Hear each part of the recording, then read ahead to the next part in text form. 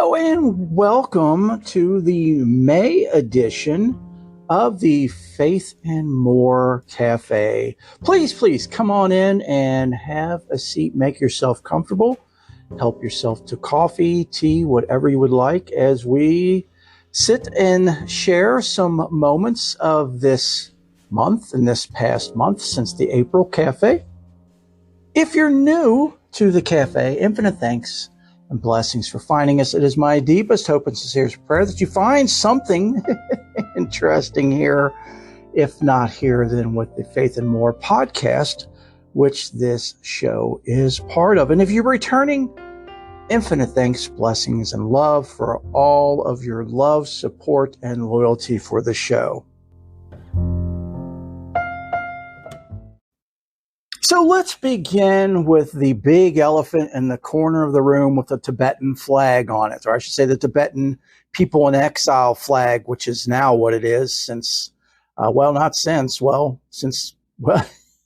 guess since the Chinese took over Tibet, back in 1959. So, you would think the drama and politics would be over with between the two since, the Chinese government took what it wanted and maintains what it wanted, which is the country of Tibet and destroying the people and their culture. It was a mass genocide. People that are Tibetan there now have either been bred out or the few remaining Tibetans must comply to strict rules and guidelines and laws. If they don't, then they're killed on the spot. But anyway, His Holiness the Dalai Lama, the 14th Dalai Lama, was, if you all watch the news, which I don't, but I heard about this. I mean, between the Chinese government and the cancel culture, they've launched a full-fledged attack on His Holiness the 14th Dalai Lama. And if those of you who aren't familiar with the Dalai Lama, go back to last season 2, episode 10. Why was I thinking that was just last season? Well, see, that goes to show what happens when you do this show for this long and every single Sunday. No, we've never missed a Sunday. And here we are with the Book Nook in midweek. Book Nook, there I go. It's like, I'm a mess. The cafe. Yes, season 2, episode 10. If you don't know who the Dalai Lama is, His Holiness the 14th Dalai Lama, go check that out. But anyway, it's just a bunch of political ignorance and ignorance over the culture, the Tibetan culture that people don't know about. And all they have to do is Google it. But they refuse to do that. They would rather be outraged and, all out of shape in so many accusations of the 87-year-old Dalai Lama. So, what had taken place, and this took place back in January, by the way. People make a note of that, which media is not going to let you know that. But in January, His Holiness the Dalai Lama met with the Tibetan people in exile in the community in Dharamsala, India, where the Indian government has been so amazing to bless them with a place, a town that is theirs for the Tibetan people in exile since His Holiness the Dalai Lama left Tibet and fled to India for his life and the life of his people. What it was they were having a get-together, and it was a meet and greet with the Dalai Lama. And these are all Tibetan people in exile. Okay, so they're all of the Tibetan culture.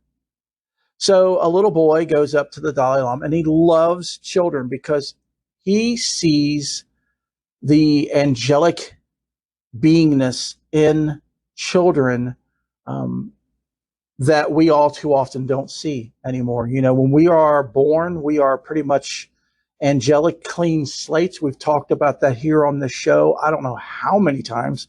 And we always will. But, these beings are so close to holiness.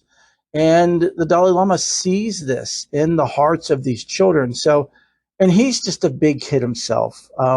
He was recognized at a very early age, at the age of 4, as the incarnation of the 14th Dalai Lama. So he has been a Dalai Lama since then. His family gave him to the monastery, and he went to Lhasa, which was the capital city of Tibet at that time, and stayed there in the palace in Lhasa, and was trained by the greatest of teachers, until he had to leave in exile. And his training continues today. Still, he always is learning from other teachers and other people. So anyway, he's with these people, and this little child, I believe he was 8 years old, this little boy comes up, and they're just goofing back and forth, and Dalai Lama's cutting up with him. And, so many things are lost in translation because there's so many allegations as to what people believe the Dalai Lama did and said, and actually what he did and said.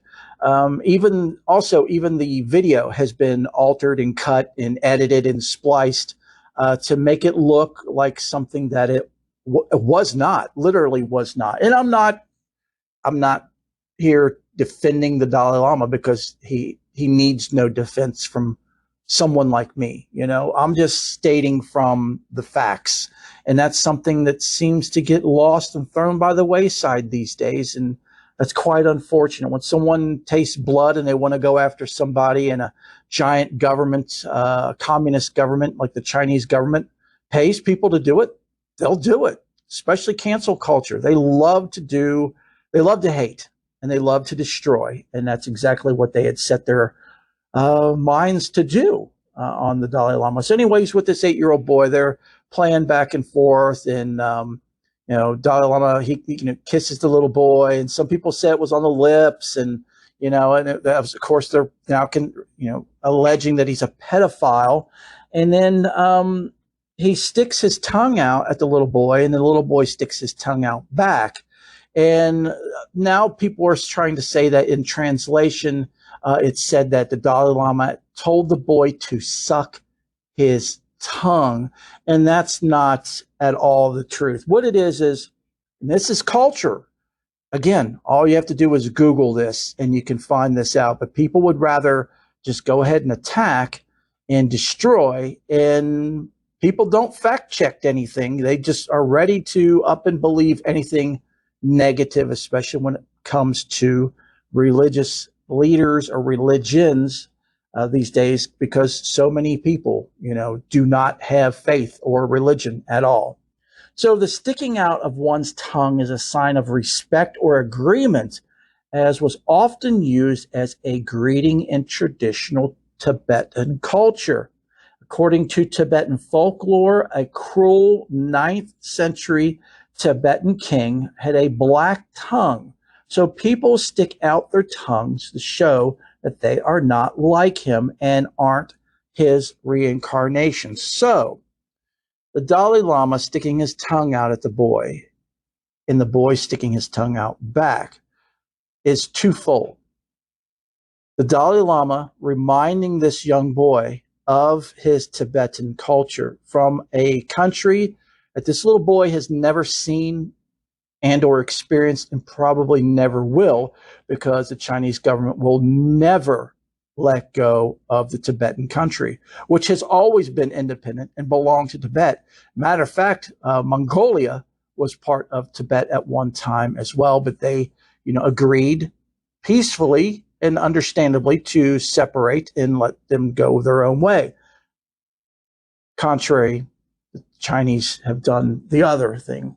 But anyway, so that's what it was a twofold thing. The Dalai Lama and this kid were cutting up. They were having a good time. Stick your tongue out. People do that we used to do that all the time, but now you can't do that, because that's a no-no. It can be considered and is considered to be so many negative things other than being silly, as it was back in my day when I was a kid. So it was that, and it was also the Dalai Lama connecting with this child to remind or show this child of his culture that he is from, trying to keep that culture alive. So again, this incident happened in January. Why wasn't something done in January? Said if it was such a conspiracy, if it was such a, just whatever, such a negative and pedophile thing, why did it take until March? Or literally, no, it wasn't March, it was April, for something to happen, for something to come out. Well, in March, His Holiness the Dalai Lama uh, recognized an American born Mongolian boy as the 10th Kalia Jetson Dampa. And for those of you who aren't familiar with Tibetan Buddhism, they have a succession of reincarnation.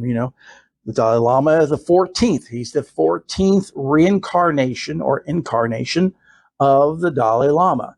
And this young boy was recognized as the 10th incarnation of the Kalasha Jetson Dampa. What is that? That person is the third person in charge of the Tibetan people and Tibetan religion, you might as well say. The Dalai Lama is no longer in charge of the Tibetan people. He's relinquished that title or that claim, and they have a parliament. Their government has a parliament, and it's democracy. So the Dalai Lama nor any of his successors will have any political power. It's all just religious. You would say like a pope, okay? And then the second in charge of the Dalai, under the Dalai Lama is the 17th Karmapa.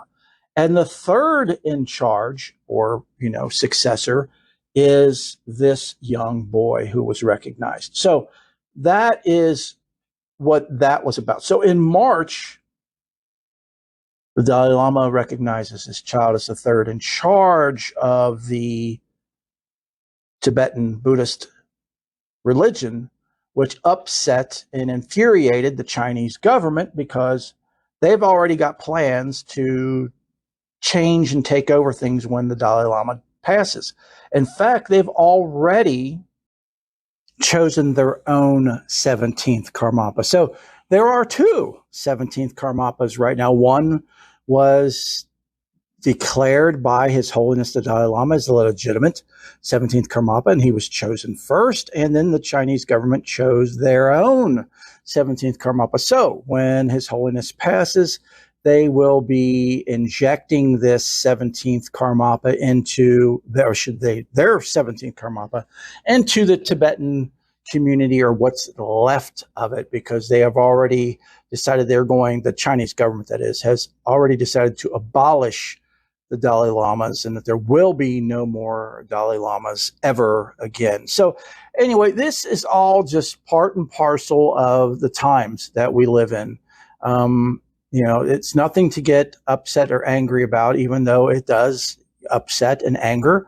But don't let it do that to you. Just do your fact checking and then just rest and know that eventually this stuff is going to work out.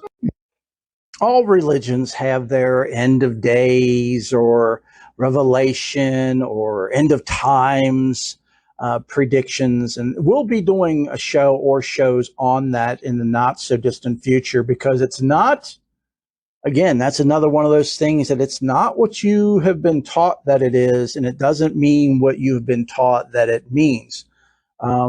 Things will be changing, but it means things are going to be changing for the better, that things will become so bad that there will be a huge shift and change. And again, like I said, we'll do more. We'll have some shows on that in the future or not so distant future. So again, do your level best when things like this happen. And I'm sure those of you who watch the news, and I stopped watching a long time ago because it is most of the time it's not the factual news.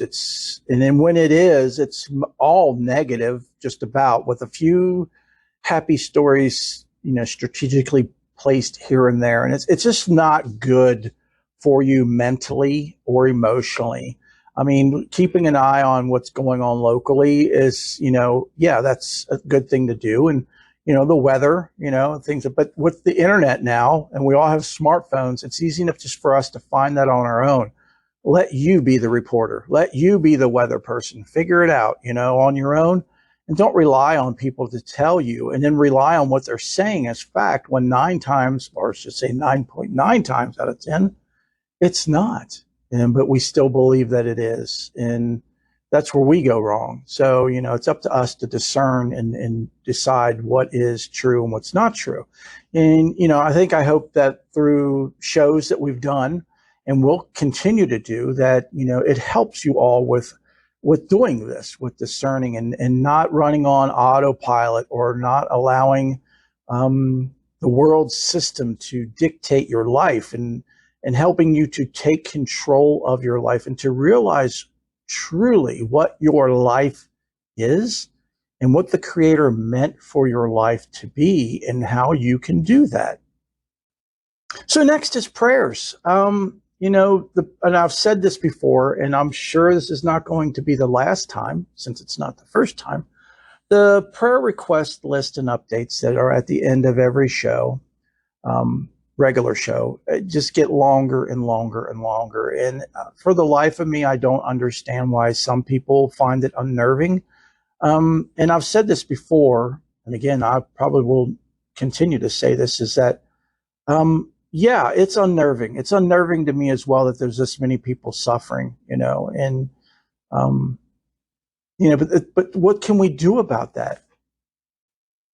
How about not skipping over the prayer requests and updates? How about praying for these people? One of the people, which I'm not going to say their name, but one of the people who recently asked to be added to the prayer list, who we've been praying for, reported that they feel the prayers that we are offering them. And, that's awesome. That is incredible feedback to get that, who cares what you think of the show? If our prayers are helping people, that is the ultimate right there. That is the ultimate. Yes, I love that the shows help you all, but if the prayers that we all are doing together for the people on the prayer list and updates, if they're feeling that and it's helping them, then that is just amazing. That proves that healing energy and prayer that's focused by, not just one, but many people towards one person can actually happen. And I mean, I don't need proof. I've felt it myself. I've given my testimony before and won't bore you all with the details on that again. But, I can testify to it. Yes, it is real. The power of prayer is very real. You can call it prayer. You can call it energy. You can call it healing. You can call it divine. You can call it whatever you want to call it. It doesn't matter what you label it. It does what it does, and it is what it is. So, of course, I'm by no means apologizing for the length of the prayer requests and updates.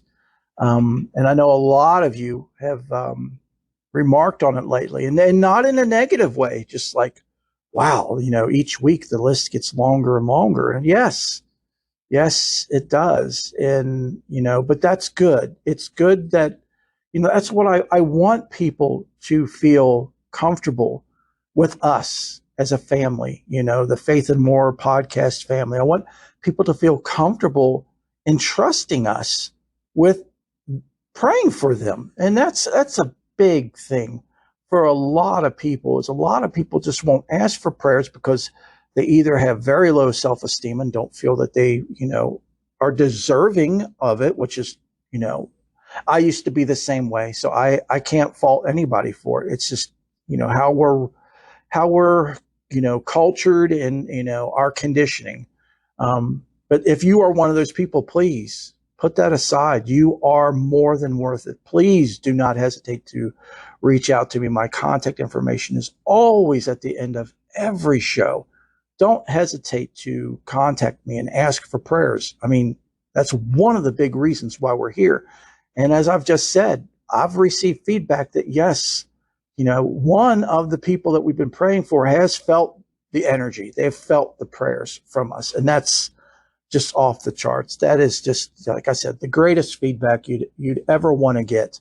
And, we are all deserving and we are all worth it. We are all part of the Creator. We are all children of the Creator. We are all one in all and all in one. And that's the thing, is when you ask someone to invite someone, I should say, to pray for you, it is allowing that connection between your fellow brothers and sisters to join in with you, since we all are connected through the divine, through the Creator, through the universe, again, whatever you want to label that, which has no labels. And I know I'm rambling here, and I'll stop in just a second, but it's just an amazing thing and it's such a blessing for someone to request you to pray for them, or to ask you to pray for them. That's one thing we don't really understand. A lot of people don't understand. It's like, oh, well, so-and-so needs prayers. Okay, I'm going to pray for them. No, stop for a moment.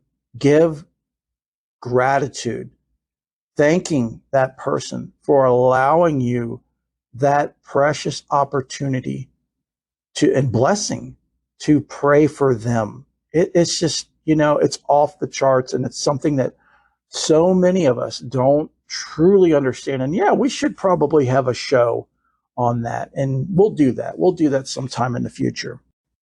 Next is music and meditation, all the same thing here. I've recently found two amazing sources. The first one it's an album called Sounds of Sirius, Sirius, by Buddha Code. And it is some beautiful, relaxing instrumental music with some kind of, some of the songs here and there have some humming or chanting or something like that in it. But it's so subtle. It's so nice and relaxing and meditative. And you can find them on any place where you find your music that you listen to, whether it's on Spotify or iTunes or YouTube or whatever. And this second album is called 528 Hertz, Release Endorphins by Spiritual Frequencies. And as we talked about last season, we had a few shows where we talked about the frequencies of the mind and how that works, and how our mind is on frequencies, and how frequencies affect our mind and our heart. And 528 Hertz is a really good tone that is inlaid in this music. It's like a hum, this certain frequency is just a hum. And it's got gentle, relaxing instrumental music with that hum. And it's not an annoying hum. It's actually very relaxing. It releases the endorphins, which makes you feel good, makes you happy.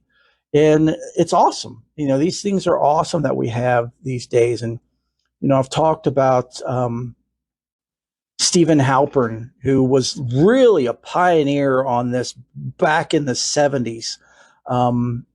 And I've talked about him so many times. He's just beyond an amazing person. One of my favorites that makes music like this.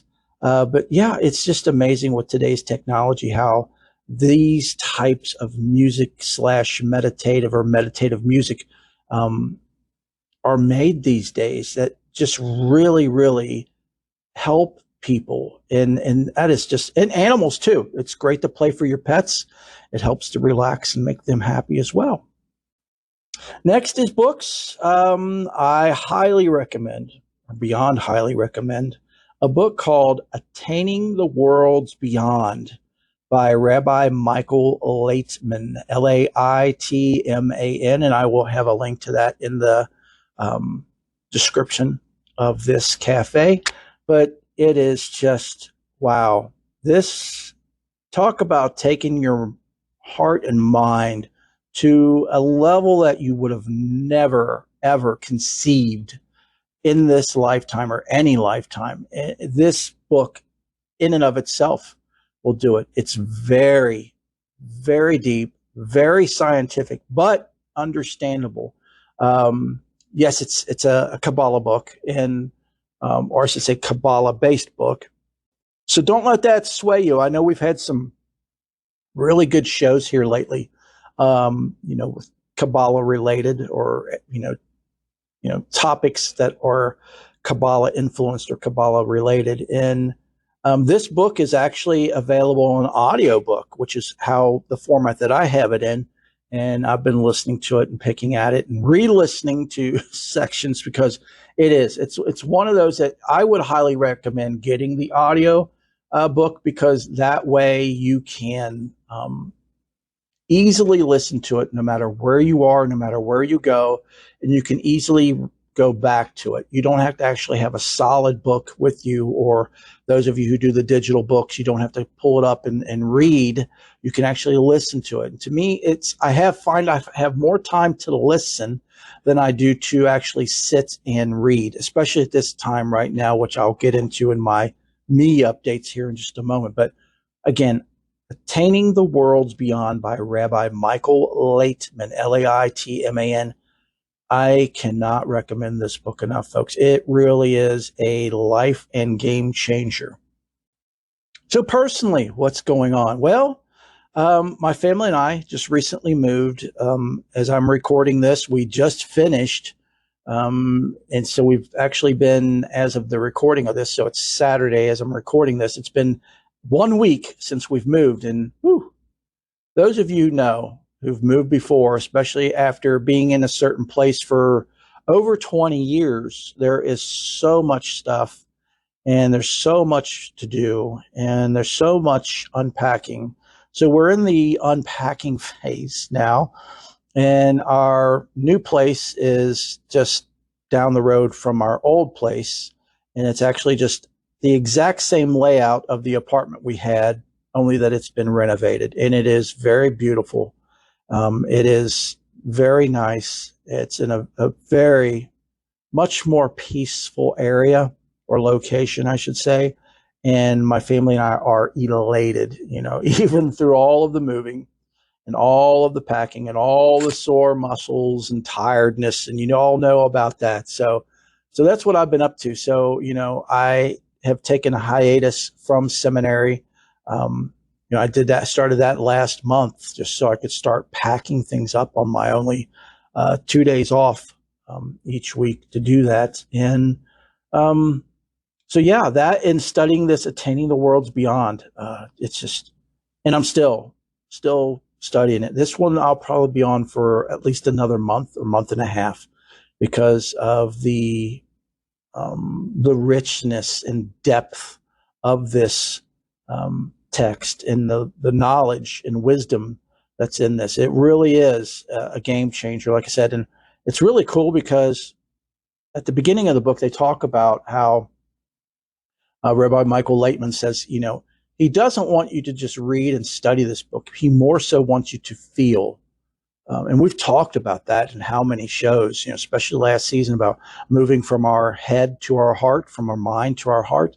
And, that's what he's talking about, before the preface at the beginning of the book is like, don't just sit down and study this book. Sit down and feel this book. Don't sit down and try to wrap your mind around what you're learning and what you're hearing, what you're reading.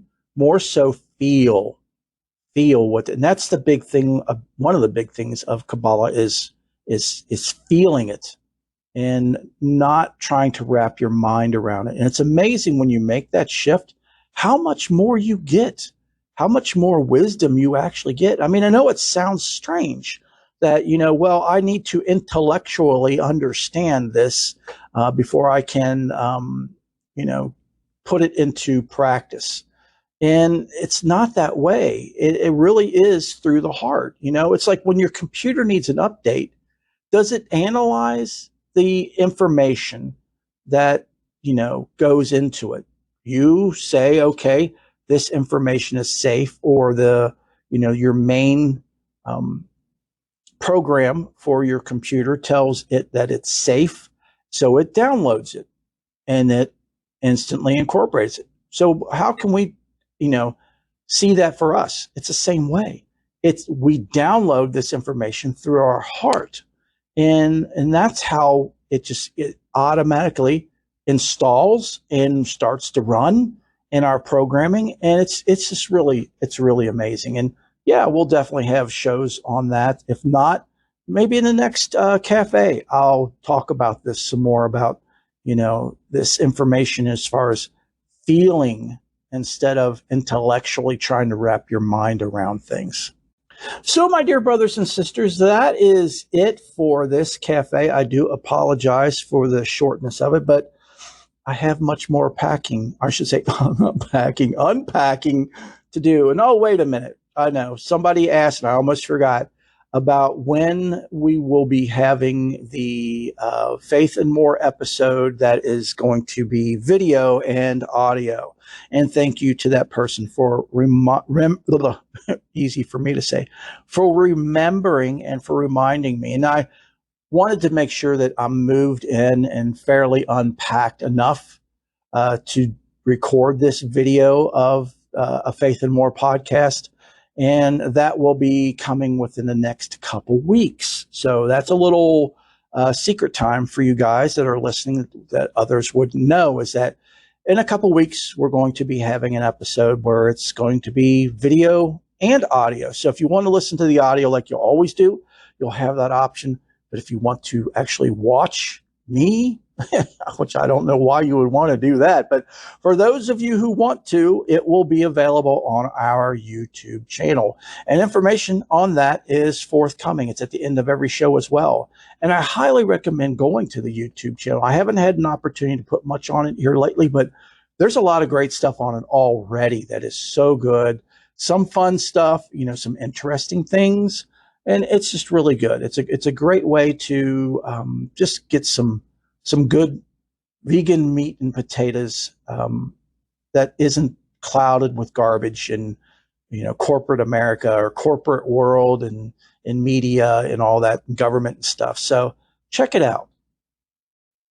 Okay, so on that note, I will pause here. You all are more than welcome to hang out in the cafe as long as you want. And please stay tuned for more shows. And again, infinite thanks, blessings, and love to all of you for listening and for your support and your love. It means everything to me, folks. It really does. And you all are why this show is here and continues to be here. So you all, please take care of yourselves, each other. Know that you all are loved and that you all are in my heart and prayers.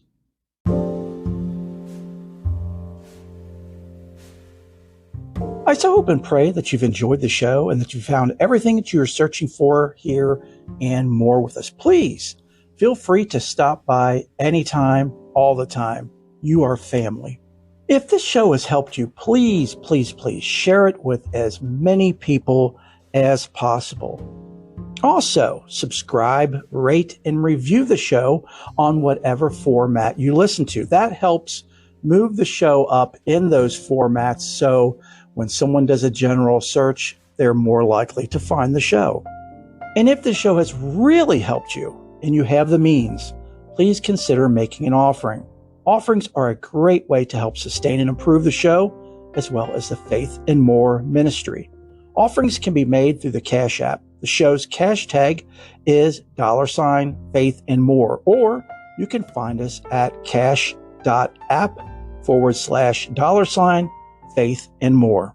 And don't forget about our YouTube channel. It's a fun place, folks. You can watch videos of weekly Ask Angel questions where people write me and ask me questions and I respond on YouTube.